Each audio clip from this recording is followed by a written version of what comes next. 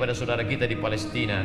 Ini kan bukan masalah kita, ini kan masalah negara Arab, ini kan masalah orang Palestina dengan Israel. Bukan saudaraku, ini masalah kita. Apa yang bisa kita bantu?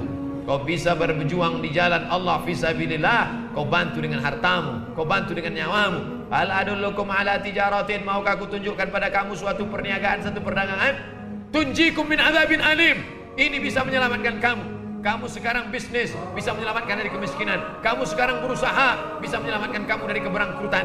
Tapi ada satu usaha yang bisa menyelamatkan kamu dari azab Allah yang amat sangat menyakitkan. Apa dia?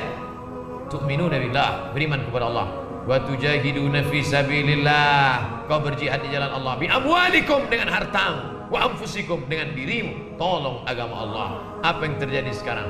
Sejak dideklarasikannya bahwa Baitul Maqdis sebagai ibu kota Israel, maka dengan itu mereka semakin kuat, dengan itu mereka semakin bergigi dan bernyali.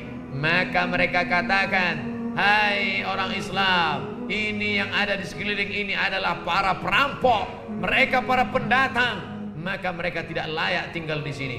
Dibunuh dengan embargo ekonomi perlahan-lahan. Mereka yang berada di samping Baitul Maqdis Palestina, mereka tidak berkebun, mereka tidak bertani. Berbeda dengan di tepian yang lain, bertanam pohon zaitun, bertanam.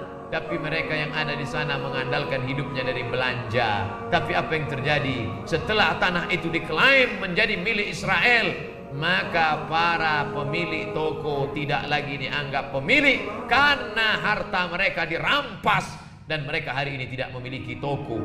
Mereka statusnya penumpang dan penyewa. Lambat laun mereka akan pindah karena orang tidak lagi berbelanja. Kenapa? Karena ada peraturan tidak boleh merenovasi bangunan, tidak boleh membuat bangunan baru. Maka rumah-rumah mereka akan lapuk dan tumbang. Begitu cara perlahan mereka dibunuh dalam senyap. Mereka tidak ditembak dengan peluru bersuara. Lambat laun mereka akan meninggalkan bangunan itu karena toko mereka sudah mulai tidak dikunjungi orang, dan mereka pun akan pindah ke tempat yang lain. Saat itu apa yang terjadi? Rumah suci Baitul Maqdis akan direbut mereka, seperti yang mereka katakan, kami akan menguasai ini semua.